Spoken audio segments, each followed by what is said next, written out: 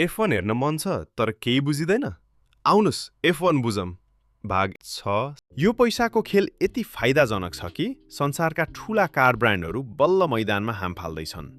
आउडीले साउबर टिमलाई किन्दैछ र स्विट्जरल्यान्डमा एउटा ठूलो कारखाना बनाउँदैछ।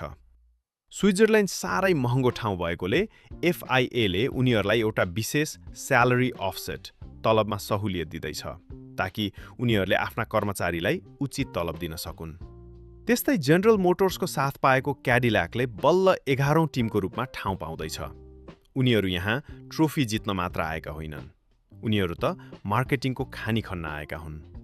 अमेरिकामा F1 को क्रेज वात्तै बढेको बेला यो ग्रिडमा हुनु भनेको संसारकै सबैभन्दा ठूलो बिलबोर्डमा विज्ञापन गर्नु जस्तै हो। F1 खेल हो कि व्यापार? यसको उत्तर हो दुवै।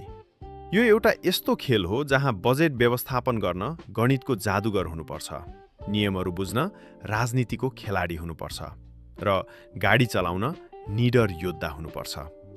अब तपाईले पैसा कसले तिरिरहेको छ भनेर त बुझ्नुभयो। तपाईँ एउटा फ्यान कसरी यो पागलपनको ड्राइभर सिटसम्म पुग्न सक्नुहुन्छ।